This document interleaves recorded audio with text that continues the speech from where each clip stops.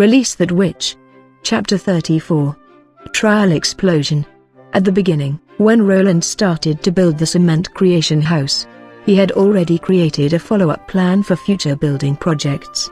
They were mostly centered on the northern mining area so that they could be easily guarded together. The construction of the brick cottage with a wooden ceiling was very fast, and didn't affect the building of the city wall. The vast amount of purchased saltpeter from Willowtown was transported to a nearby warehouse storage, and only helpers for grinding or weighing the saltpeter were allowed to enter the warehouse. The same procedure was implemented for the charcoal and sulfur as well, and the entire handling process for each of the materials was done by an entirely different group so that the risk of leaks was as minimized as possible. Roland weighed out 20 pounds of already produced gunpowder and slowly poured it into a good cut-out bag of sheepskin.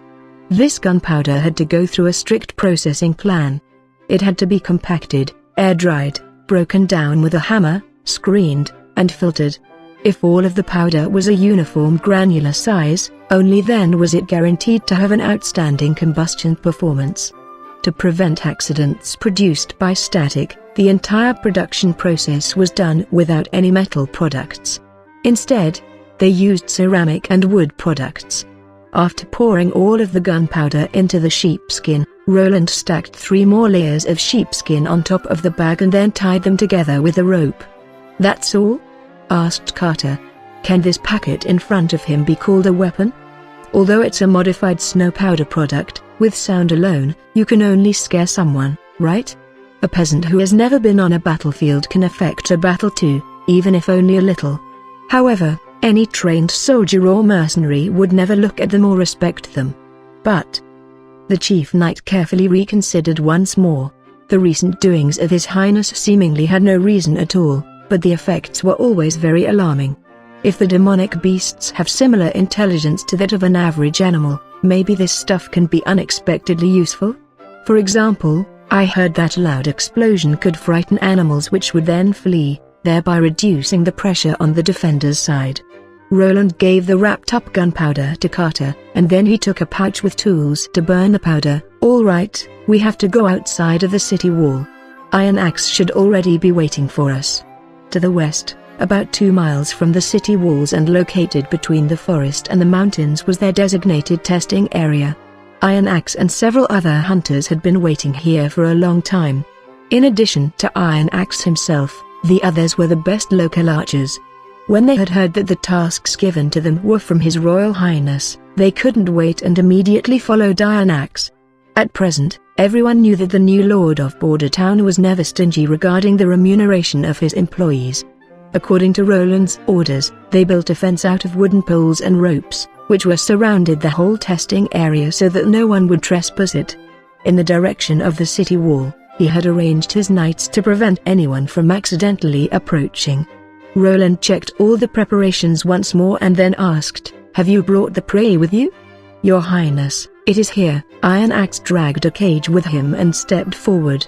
Carter, seeing the cage, noted that it was filled with a few pheasants and rabbits. "Good, put a tied-up animal every 5 steps away from the center, until you reach 30 steps from the center." Carter unnoticeably shook his head and tried to propose an improvement. "Your Highness, I am afraid that you chose the wrong animals.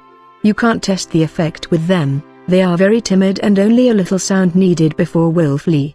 So if you can scare them, it doesn't necessarily mean that you will be able to scare the demonic beasts." "Scare away demonic beasts?"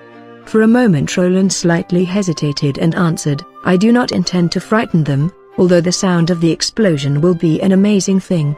He took the bag with the gunpowder from his chief, went to the center, and put it down. Then he cut a small opening into the bag with his dagger and let some powder leak out.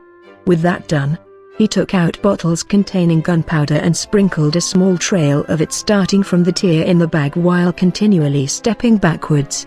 Today the weather was calm and was very suitable for the first gunpowder explosion ever. He stopped after he was nearly 100 yards away from the bag. Well, here it should be far away enough. He once again calculated the distance and after the confirmation, he ordered Carter, "Go and get the hunters."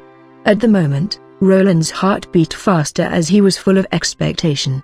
He had already done a small test before, so he wasn't worried about the test results. But what he cared about was that this would be a historical moment. Starting today, thermal weapons will have officially stepped on the stage, and he will forever be remembered as the inventor of this milestone. After everyone had been gathered together, Roland ignited the gunpowder. Carter, while lying on the floor, looked on as the distance between him and the sparks rapidly increased. In his heart, he could not accept this as correct.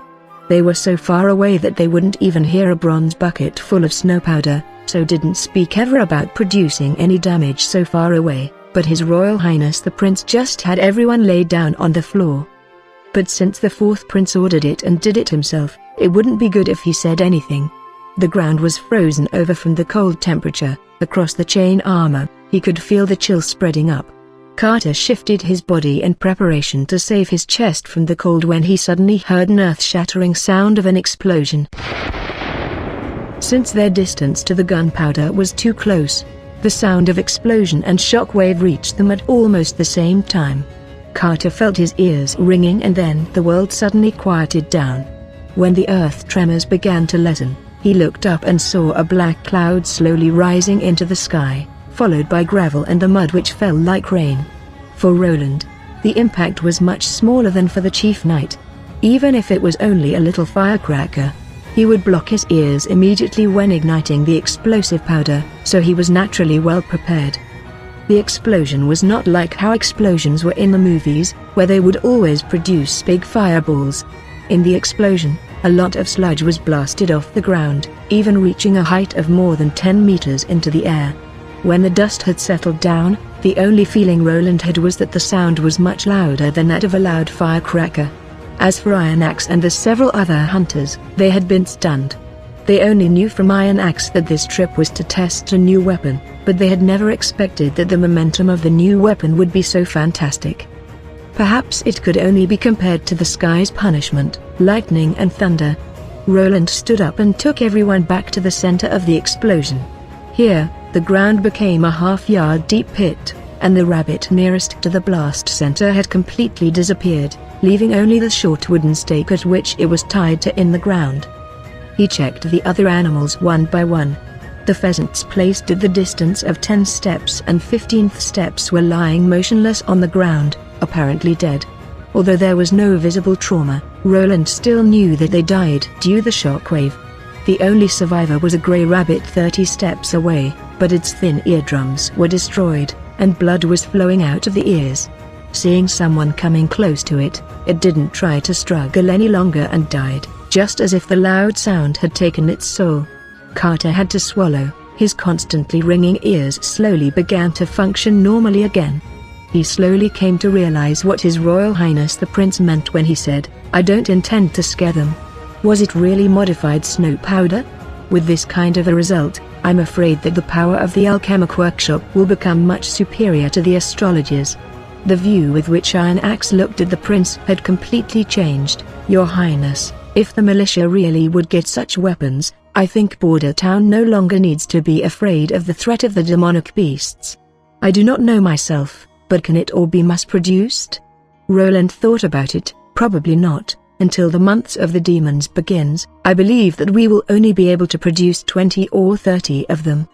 The primary ingredient was saltpeter. In this era, the means of the production of saltpeter was very primitive. They would use the sewerage of the people and their livestock together with a lime mixture to separate out crystals of potassium nitrate. In addition to the up inability and the alchemic workshop, there was no great demand because there was almost no purpose for it, so there was not much of a production. If all of the saltpeter was used to make bombs, then it would soon be exhausted. They would need to use weapons like guns, bows, and crossbows as the main killers of the demonic beasts.